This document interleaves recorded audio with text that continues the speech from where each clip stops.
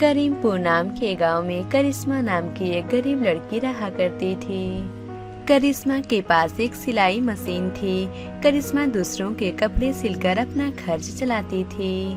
कपड़े सिलने से करिश्मा को जो भी पैसे मिलते थे, करिश्मा उन पैसों में से थोड़ा सा पैसा अपनी फीस के लिए बचा लेती थी। वहीं करिश्मा के गांव में एक खुशी नाम की लड़की रहा करती थी। खुशी कॉलेज जाने के बहाने अपनी सहेली के साथ घूमने जाया करती थी। खुशी का पढ़ाई में बिल्कुल भी मन नहीं लगता था। वो अपनी सहेली के साथ जाकर बातें किया करती थी। फिर कुछ दिनों के बाद करिश्मा का रिजल्ट आता है। करिश्मा बहुत ही अच्छे नंबर से पास हुई थी। वो अपने क्लास में फर्स्ट आई थी। वहीं दूसरी तरफ खुशी फेल हो गई थी। ये देखकर खुशी की माँ को बहुत ही गुस्सा आता है। तुझे जरा भी शर्म नहीं है क्या खुशी? देख, पास में रहने वाली करिश्मा कितने अच्छे नंबर से पास हुई है। वो दिन भर लोगों के कपड़े सिलती है और रात के समय पढ़ती है। फिर भी देख, वो कितने अच्छे नंबर से पास हुई है। वो पूरे कॉलेज में फर्स्ट आई है। और एक तू है जो कि अपनी सहेलियों के साथ दिन भर घूमती रहती है। तू तो बिल्कुल पढ़ाई पर ध्यान ही नहीं देती है। माँ, तुम मुझ पर इतना गुस्सा क्यों कर रही हो? ये सब बातें झूठ हैं। तुम मुझ पर फालतू ही इतना गुस्सा कर रही हो। देख खुशी, तुम मुझसे झूठ मत बोल। मैं तुझे अच्छी तरह से जानती हूँ। आज के बाद मैं तुझे 1 रुपए भी नहीं दूंगी। जिस तरह से बेचारी करिश्मा पूरे दिन काम करती है, वैसे तू भी पूरे दिन काम करके पैसे लाएगी। तब तू जानेगी पैसे की कीमत। इतना बोलकर खुशी की माँ गुस्से में वहाँ से चली जाती है। इस दुष्ट करिश्मा ने तो मेरा जीना ही हराम कर दिया है। जब देखो तब मेरी माँ उसकी वजह से मुझे कुछ बातें ही सुनाती रहती है। अब मैं करिश्मा को बिल्कुल भी नहीं छोड़ूंगी और मैं उससे अपना बदला जरूर पूरा करूंगी। फिर एक दिन खुशी करिश्मा के घर में आग लगा देती है और करिश्मा की सिलाई मशीन भी जल जाती है। फिर थोड़ी देर में जब करिश्मा अपने घर आती है तो अपने घर को जला हुआ देखकर बहुत ही उदास हो जाती है। तभी गांव की कुछ औरतें करिश्मा के पास आती हैं। करिश्मा, तेरे घर में मेरा एक बहुत ही महंगा ड्रेस था, वो भी तुमने इस आग में जला दिया। मुझे उसके पैसे दो। हाँ करिश्मा, तुम्हारे घर में मेरे भी कुछ कपड़े थे, तुमने वो भी जला दिया। मुझे उसके भी पैसे दे दो। इस तरह से जिन औरतों ने करिश्मा को अपना कपड़ा सिलने के लिए दिया था, वो सभी औरतें करिश्मा से अपना पैसा मांगने लगती हैं। देखिए, अभी मेरा घर पूरी तरह से जल चुका है और मेरे पास एक भी पैसे नहीं है। मैं इतने जल्द आप सभी का पैसा अभी नहीं दे सकती हूँ। मुझे थोड़ा सा समय दीजिए, मैं आप सभी का पैसा लौटा दूंगी। ठीक है, हम लोग तुम्हें 10 दिन का समय देते हैं। 10 दिन में हम लोगों के पैसे हमें मिल जाने चाहिए। अगर तुमने 10 दिनों में हम लोगों का पैसा नहीं दिया तो फिर देखना हम लोग तुम्हारे साथ क्या करते हैं। करिश्मा को इतना उदास और परेशान देखकर खुशी बहुत ही खुश होती है। फिर सभी के जाने के बाद करिश्मा सोच में पड़ जाती है। हे भगवान, मैं इतनी जल्दी इतने पैसे कहाँ से लाऊंगी? 10 दिनों में तो इतने पैसे लाना बहुत ही मुश्किल है और इतनी जल्दी मुझे कोई काम पर भी नहीं रखेगा। अब मैं क्या करूं और इतने पैसे मैं कहां से लाऊं? फिर अगले दिन करिश्मा काम की तलाश में जंगल में चली जाती है। अरे, ये जंगल कितना सुंदर है। मैं इस जंगल में से लकड़ी और फल बेचकर पैसे कमा सकती हूँ। फिर मैं उन औरतों के पैसे आसानी से दे सकती हूँ। करिश्मा ये सब सोच रही थी, तभी वहाँ पर एक जादूगरनी आ जाती है। जादूगरनी करिश्मा से बोलती है, ठहर जा लड़की, तुझे मेरे जंगल की फल और लकड़ी तोड़ने की हिम्मत कैसे हुई? ये जंगल मेरा है। अगर तूने यहाँ किसी भी चीज को छुआ तो मैं तुझे कैद कर लूंगी। करिश्मा जादूगरनी से माफी मांगते हुए अपने हालात के बारे में पूरी बात जादूगरनी को बताती है। ये सुनकर जादूगरनी को भी करिश्मा पर दया आ जाती है। वो जादूगरनी एक अच्छी और नेक जादूगरनी थी, इसलिए वो करिश्मा की मदद करने के लिए सोचती है। फिर जादूगरनी करिश्मा को अपने घर लेकर जाती है। जादूगरनी करिश्मा को अपने घर के पीछे लेकर जाती है। वहाँ पर एक बहुत ही सुंदर पेड़ था। उस पेड़ पर बहुत ही सुंदर सुंदर और रंग बिरंगे लहंगे लटके हुए थे। करिश्मा, ये एक लहंगे का पेड़ है। ये लहंगे का पेड़ आज से मैं तुम्हें देती हूँ। इस पेड़ से तुम बहुत ही अमीर हो जाओगी। चलो, मैं इस पेड़ को तुम्हारे घर पर रख देती हूँ। पलक झपकते ही जादूगरनी जादुई लहंगे के पेड़ को करिश्मा के घर पर लगा देती है। जादूगरनी की उदारता को देखकर करिश्मा बहुत ही खुश होती है।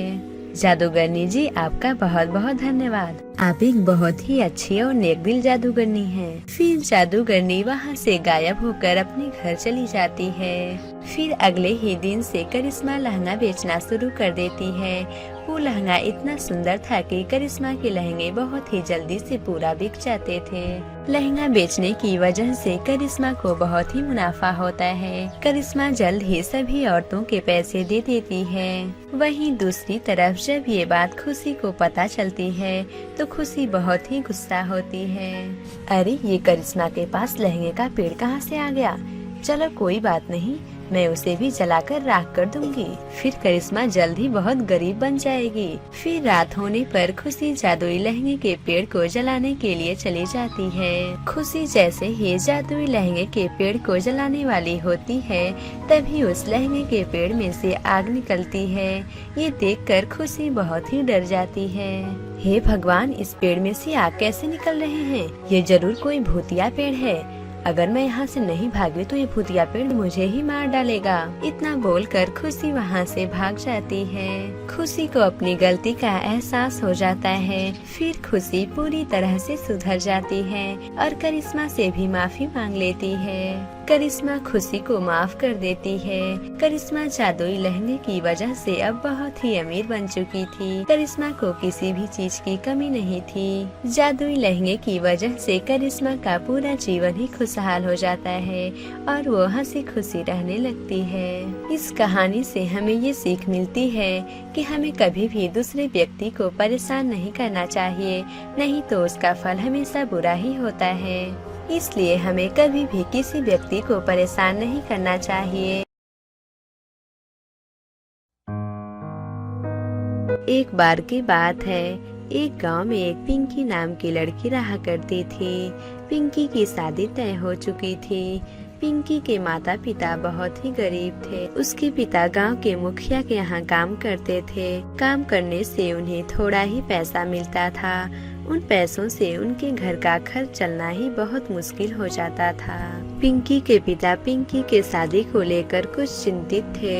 फिर एक दिन पिंकी के पिता पिंकी से बोलते हैं, बेटा, मुखिया के यहाँ रात को बोरा ढोने का भी काम है, इसलिए आज से मैं रात को भी काम करूँगा, जिससे तुम्हारे शादी के लिए जल्दी से पैसे जुट जाएं। मेरे शादी के लिए लहंगे, कपड़े और बहुत सी चीजें खरीदना है। अगर मैं रात को भी ड्यूटी करूंगा तो तेरे शादी के लिए जल्दी से पैसे जुट जाएंगे। पिताजी, आप ड्यूटी के साथ साथ अपना ध्यान भी रखिएगा। अब पिंकी के पिता रात में भी काम करने लगते हैं। वो कुछ दिन तो रात में काम करते हैं, लेकिन फिर उनकी तबीयत खराब हो जाती है। पिंकी के पिता दिन और रात में काम करने की वजह से उनकी बहुत ही जोरों से तबीयत खराब हो जाती है। अब उनके घर का हालात और भी बिगड़ जाता है। अब पिंकी की माँ और भी परेशान हो जाती हैं कि घर का खर्च कैसे चलेगा। फिर एक दिन पिंकी अपनी माँ से बोलती है, माँ, मेरी शादी आने वाली है और शादी की एक भी तैयारी नहीं हुई है। शादी के लिए मुझे लहंगे चाहिए। माँ, तुम मुझे लहंगे दिलवाओगी ना? बेटा, वो तो मुझे भी नहीं पता है कि मैं तुझे लहंगे दिलवा पाऊंगी या नहीं। घर में तो एक भी पैसे नहीं है और तू जानती है कि तेरे पापा की बहुत ही जोरों से तबीयत खराब है। अब तो तेरे पिता काम पर भी नहीं जाते हैं। घर में पैसे कहाँ से आएंगे? माँ, तो क्या तुम मुझे लहंगे नहीं दिलवाओगी?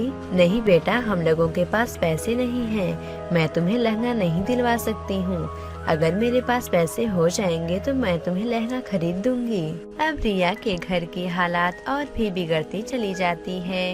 ये देखकर रिया की माँ बहुत ही उदास हो जाती हैं। फिर वो अगले ही दिन से एक नौकरी पकड़ लेती हैं। वो दूसरों के घरों में जाकर काम करने लगती हैं। फिर कुछ दिन काम करने से पिंकी की माँ के पास थोड़ा बहुत पैसे आ जाते हैं। फिर वो पिंकी से बोलती हैं, बेटा पिंकी, मेरे पास काम करने से थोड़ा पैसे हैं। उन पैसों से मैं तेरे लिए लहंगे खरीदूंगी। तुम भी मेरे साथ दुकान पर चलो। ठीक है माँ, चलो, मैं भी तुम्हारे साथ दुकान पर चलती हूँ।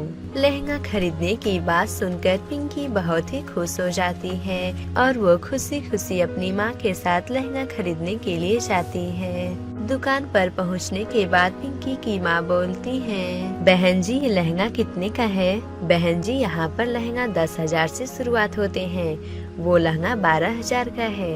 आपको लहंगा चाहिए क्या?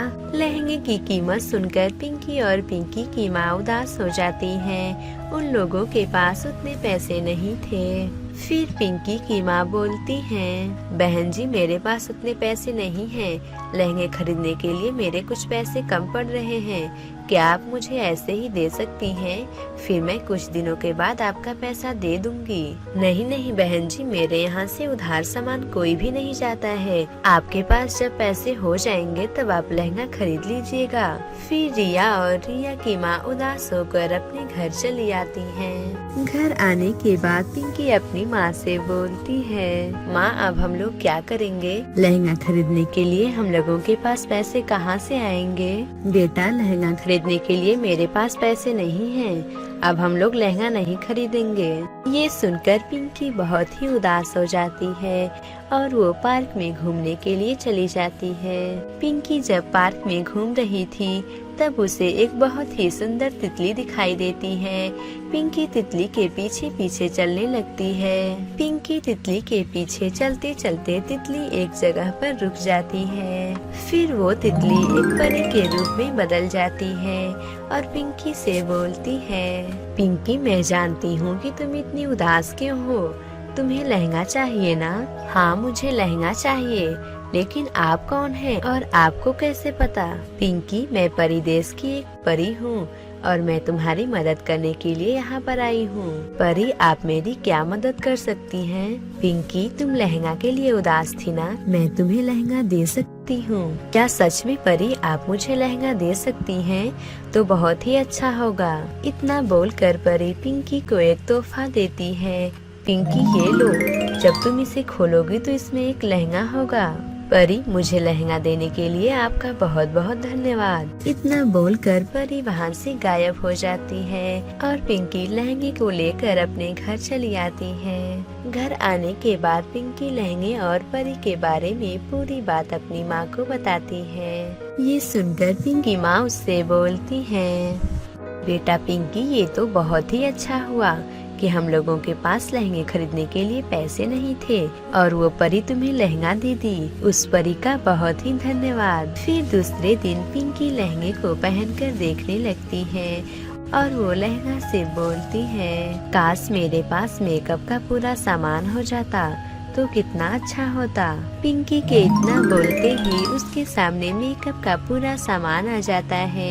ये देखकर पिंकी बिल्कुल हैरान हो जाती है और वो जल्दी से अपनी माँ के पास जाती है। माँ मैं जैसे ही लहंगा पहनकर बोली कि मुझे मेकअप का सामान होता तो कितना अच्छा होता, मेरे ये बोलते ही मेकअप का पूरा सामान मेरे सामने आ गया। क्या बेटा तुम ये क्या बोल रही हो? माँ मैं सच बोल रही हूँ, रुकिए माँ मैं आपको दिखाती हूँ। काश मेरे पापा ठीक हो जाते तो कितना अच्छा होता। पिंकी के इतना बोलते ही उसके पापा बिल्कुल ठीक हो जाते हैं और चलकर उन दोनों के पास आते हैं। अरे मैं तो ये बिल्कुल ठीक हो गया, ऐसा लग रहा है मेरा तो तबीयत ही नहीं खराब था। ये देखकर पिंकी और पिंकी की माँ बहुत ही खुश होती हैं। अब उन लोगों को पता चल जाता है कि ये लहंगा कोई मामूली लहंगा नहीं बल्कि ये एक जादुई लहंगा है। अब पिंकी के पास जो भी चीज नहीं होता था, पिंकी जादुई लहंगे से बोलकर वो चीज मांग लेती थी। अब पिंकी जादुई लहंगे की वजह से बहुत ही खुश रहने लगी थी। अब उसके घर का हालात बहुत ही सुधर गया था। फिर ऐसे ही कुछ दिन बीत जाते हैं और पिंकी के शादी का दिन आ जाता है। लड़के वाले भी बारात लेकर आ जाते हैं और इधर पिंकी भी जादुई लहंगे को पहनकर बिल्कुल तैयार हो गई थी। पिंकी जादुई लहंगे को पहनकर बहुत ही सुंदर दिख रही थी। फिर पिंकी के पिताजी दहेज देने के लिए जाते हैं। दहेज देखकर लड़के के पिताजी उनसे बोलते हैं, अरे भाई साहब आप ये क्या कर रहे हैं, हम दहेज नहीं लेंगे। दहेज लेना एक बहुत ही बुरी बात होता है। दहेज की कोई जरूरत नहीं है, इसलिए हमें दहेज नहीं चाहिए। ये सुनकर पिंकी के पिताजी बहुत ही खुश होते हैं। फिर पिंकी और पंकज की शादी हो जाती है और वे दोनों हंसी खुशी रहने लगते हैं। इस कहानी से हमें ये सीख मिलती है कि हमें पैसे कमाने के लिए अपना सेहत खराब नहीं करना चाहिए। अगर आपको ये कहानी अच्छी लगी हो तो इसे जरूर लाइक करें और हमारे चैनल हिंदी टेल्स गुरुजी को सब्सक्राइब करें और हमें कमेंट करके जरूर बताएं कि आपको ये कहानी कैसी लगी और लाइक करना तो बिल्कुल मत भूलिए।